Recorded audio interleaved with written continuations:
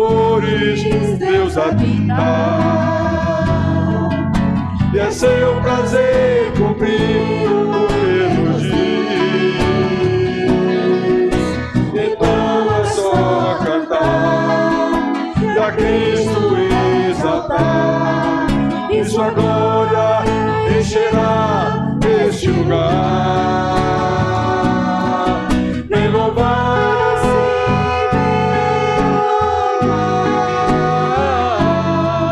vem louvar,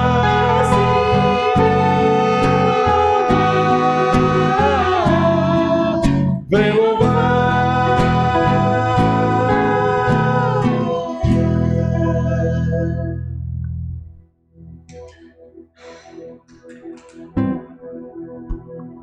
O outro Alex é? Em todo tempo.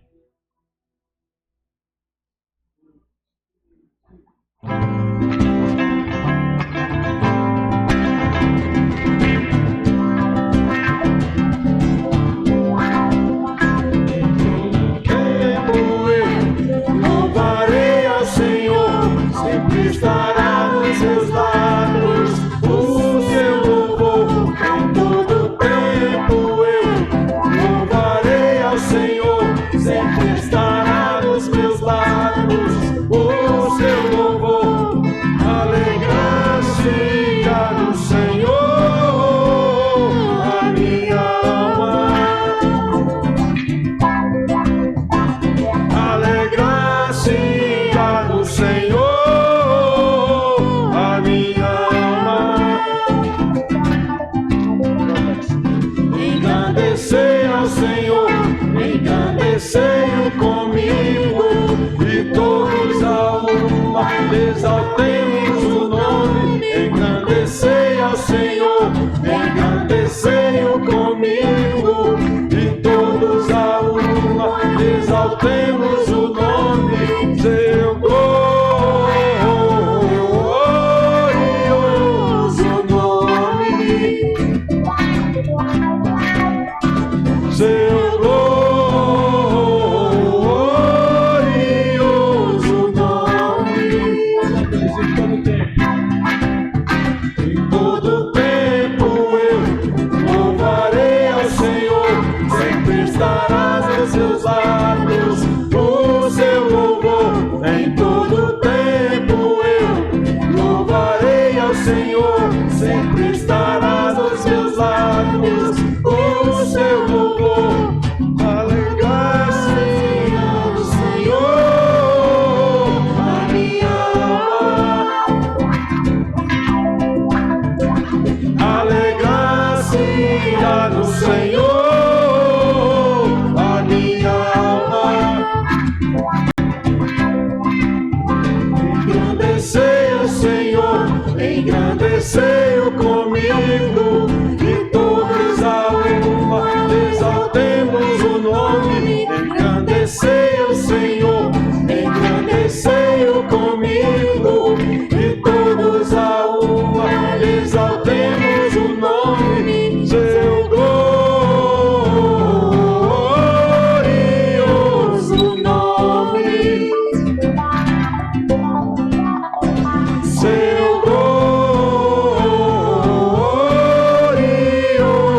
nome, seu glorioso nome. Aleluia! Louvado seja Deus. Vamos orar com Alex. Amém. Senhor Deus, louvamos o teu nome pela tua bondade, Pai, pela tua misericórdia para conosco. Nos agracia com tua graça diariamente, Pai. Temos a oportunidade de ir em comunhão, Pai, nos unirmos para louvar, para render culto a Ti, Pai. Ó, tem misericórdia de nós, Pai, que nós possamos ouvir a Tua palavra, Pai, entender as aplicações e, de fato, Pai, aplicarmos na nossa vida prática, Pai, no nosso testemunho, Pai. Que o nosso testemunho grite, que o nosso testemunho, ele se apresente, Pai, para todas as pessoas que estão ao nosso redor, Pai, em várias esferas, nas esferas do trabalho, nas esferas da escola, nas esferas do cotidiano, Pai. Nos ajuda, Pai, a apresentar esse brilho celeste, Pai. Essa graça que Tu nos concede. Assim te oramos em nome de Jesus. Amém. Amém. Amém. Podem sentar, queridos.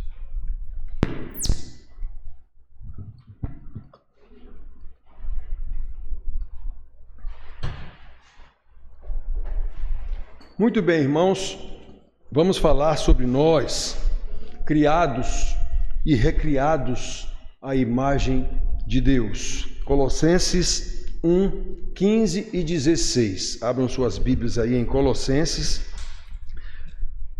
capítulo 1. Nós leremos só os versículos 15 e 16.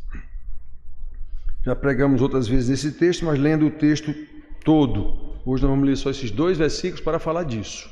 Fomos criados e recriados à imagem de Deus. Diz assim: Ele é a imagem do Deus invisível, o primogênito de toda a criação, pois nele foram criadas todas as coisas, nos céus e sobre a terra, as visíveis e as invisíveis, sejam tronos, sejam soberanias, quer principados, quer potestades. Tudo foi criado por meio dele e para ele. Muito bem. Então, nós sabemos, porque a Bíblia nos ensina o tempo inteiro, que nós fomos feitos à imagem de Deus. Tem logo lá no Gênesis, ele criou o homem à sua imagem e semelhança.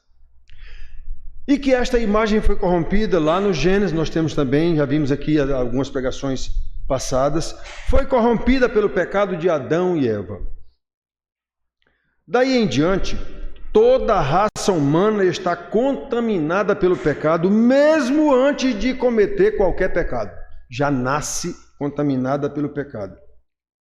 Por isso, enquanto estivermos nessa condição, não podemos refletir a imagem perfeita de Deus, uma vez que o homem corrompido pelo pecado busca apenas os seus próprios interesses seculares e individuais e não mais fazer a vontade de Deus que o criou. Quem não souber disso nem crente é. Mas sabemos que toda a criação está sob o controle soberano de Deus. Pregamos disso também alguns domingos aqui.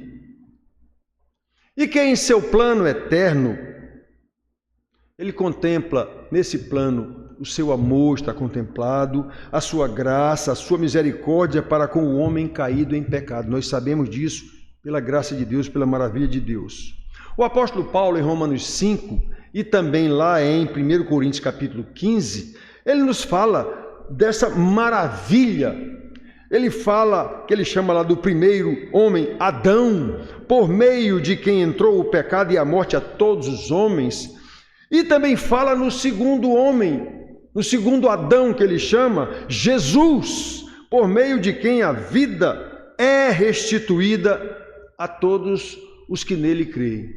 Lembram lá de João 1, 11, 12, 13, ele diz isso. Veio para o que era seu, mas os seus não o receberam, mas a todos quanto o receberam foi-lhes dado o poder de serem feitos filhos de Deus.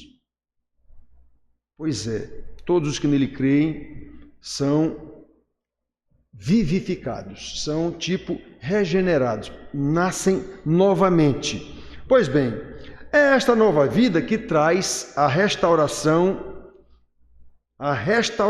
da imagem de Deus em nós. O brilho celeste, como nós cantamos aqui e Alex pediu na oração. Que a gente possa refletir esse brilho celeste. Aquela imagem corrompida lá em Adão, ela é recriada e é aperfeiçoada em Jesus, homem. E ele transmite isso a nós, nos transmitiu isso, a sua justiça, a sua dignidade nos foi imputada aos salvos, até que esses salvos se tornem todos semelhantes a ele, como Paulo diz lá em Romanos 8, 28, 29, que todas as coisas cooperam para o bem. Que bem, essa salvação, a restauração dessa imagem, conforme o seu propósito. Que propósito? Para que todos sejam feitos à semelhança de Jesus, para que ele seja o primogênito entre muitos irmãos. É isso É isso. Então, como nós temos lido agora aqui no primeiro versículo logo, Jesus, ele é a imagem do Deus invisível. Portanto, se queremos seguir a ordem de Deus, Jesus mesmo disse, para amar a Deus sobre todas as coisas, para amar ao próximo como a nós mesmos, aí está a síntese de toda a lei. Precisamos ser transformados à imagem de Jesus, porque ele é a imagem do Deus invisível. É isso que Paulo está ensinando aqui a essa igreja de Colossenses. Se o Velho Testamento nos apresenta um Deus invisível, como nós sabemos, o Novo Testamento nos mostra que, pela sua graça em Cristo Jesus, Deus se tornou visível para nós, a fim de que o imitemos. Ele não disse, eu sou a luz do mundo. Aí depois ele disse aos seus discípulos, vós sois a luz do mundo. Isso, a imagem do Deus invisível, que se tornou visível em Cristo. Ele disse, vocês agora vão imitar isso. Por ser a imagem visível de Deus, Jesus afirma, eu e o Pai somos um, João 10:30. Eu e o Pai somos um, que coisa tremenda. Ele disse isso quando pessoa, eu e o Pai somos um. João 10:30. Mais adiante, quando Filipe pediu-lhe, Senhor, mostra-nos o Pai. Jesus lhe respondeu, Filipe, quem vê a mim vê o Pai. Como é que tu estás comigo há tanto tempo e vem agora me pedir para te mostrar o Pai? Quem vê a mim vê o Pai. Está lá no capítulo 14, versículos 8 e 9. Portanto, repito, para ter a imagem de Deus restaurada em nós, para sermos santos como Deus é santo e Ele mandou, precisamos seguir a Jesus. Por quê? Porque Ele é a imagem do Deus invisível. Ele é a imagem visível do Deus invisível do Velho Testamento. Irmãos, prestem bem atenção. Há 18 anos eu luto, insisto no ensino sobre santidade. Isso só é possível pelo conhecimento da Bíblia. Porque esta é a exigência bíblica para a Igreja de Cristo.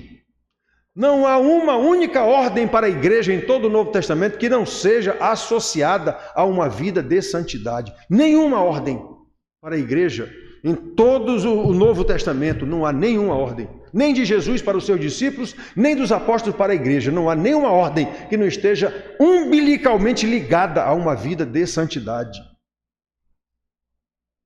Afinal, ter a imagem do Deus Santo restaurada em nós, obviamente, significa viver em santidade, seguindo os passos do Senhor Jesus, aquele que é a imagem do Deus invisível, como lemos aqui. Ele é a imagem do Deus invisível, o primogênito de toda a criação. Paulo não diz lá em Romanos 8:29 qual é o propósito de todas as coisas que acontecem conosco? Nos tornar semelhantes a Jesus, para que ele seja o primogênito dentre muitos irmãos. Aqui ele diz, o primogênito de toda a criação. Então, meus filhos, por isso, qualquer discipulado, qualquer pastorado, qualquer discipulado sério, como vemos os profetas todos falando a Israel, como vemos o Senhor Jesus o tempo todo ensinando repetidamente aos seus 12 discípulos, como vemos os apóstolos o tempo todo em suas cartas ensinando a mesma coisa às igrejas para as quais eles escreveram, como vemos o zelo dos reformadores a partir do século XVI. Qualquer discipulado responsável, fiel, buscará insistentemente uma vida de santidade daqueles que estão sendo discipulados, porque é isso que significa ter a imagem de Deus restaurada em nós. Vir para a igreja de domingo, isso não quer dizer nada. Preste atenção, irmãos. O pecado é algo tão terrível, a gente tem que saber disso. Tão terrível que corrompeu a imagem de Deus em nós. E para que essa imagem fosse restaurada, a única forma eficaz foi Jesus, o Deus Filho, o Filho de Deus, aquele que é a imagem do Deus invisível, entrar em nossa realidade como homem, realidade caída, filho de Maria, a fim de nos resgatar da escravidão do pecado, da escravidão da morte, da escravidão do inferno, ensinando-nos pessoalmente o que significa o homem ter e ser a imagem de Deus em sua plenitude. Quem estuda os evangelhos sabe que Jesus ensinou a mesma coisa o tempo todo aos seus 12 discípulos. A mesma coisa, ele repete aquele ensinamento durante os evangelhos. Quem só lê não percebe isso não, quem estuda percebe. Ele repete o mesmo ensinamento várias vezes. Quem lê as cartas apostólicas para fazer pregação bonita não vai perceber também não. Mas quem estuda vai ver que os apóstolos, especialmente Paulo, que escreveu a maioria das cartas, ensina a mesma coisa a todas as igrejas para as quais ele escreveu. A mesma coisa. Santidade de vida, santidade de vida. Nós éramos condenados, nós éramos mortos aos delitos, como ele diz aos Efésios capítulo 2. Nós estávamos mortos em nossos delitos e pecados, mas ele nos deu vida. Agora, se ele nos deu vida, nós temos que viver como ele. É só disso que tratam as cartas apostólicas, todas elas. Aí os caras fazem as pregações, as coisas mais lindas do mundo. Sofisma. Mentira como se fosse verdade, afinal de contas ele está pregando a Bíblia. Pois é, irmãos, Jesus veio pessoalmente nos ensinar como é que o que é que significa o homem ter a imagem de Deus em sua plenitude. Paulo, por sua vez, está nos ensinando que somente Jesus tem esse poder. Como ele diz aqui, pois nele foram feitas todas as coisas, nos céus e sobre a terra, as visíveis e as invisíveis, sejam tronos, sejam soberanias, quer principados, quer potestades, tudo foi criado por meio dele e para ele. Meu Deus, que coisa tremenda! Que revelação maravilhosa!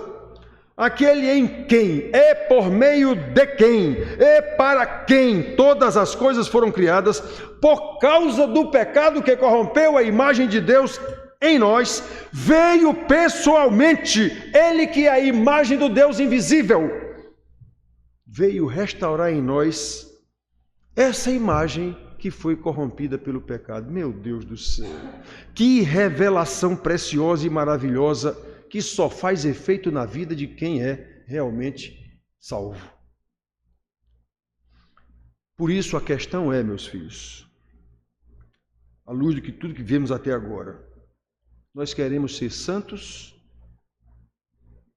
Ou, em outros termos, nós queremos ter a imagem de Deus restaurada em nós? Ou a gente acha que ser crente de igreja está resolvido o problema? Nós sabemos as implicações de querer ser santos. Nós sabemos o quanto vai custar isso. Nós sabemos que querer ser santos é uma impossibilidade humana e que somente se torna possível em Cristo, aquele que é a imagem do Deus invisível.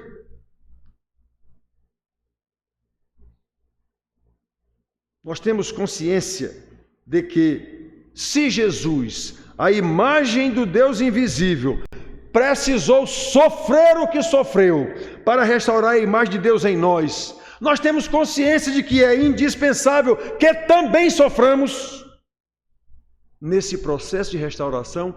Alguém já juntar os cacos de um vidro ou de um jarro e restaurar esse jarro sem muito sofrimento, sem muito trabalho, sem muita responsabilidade, muito cuidado?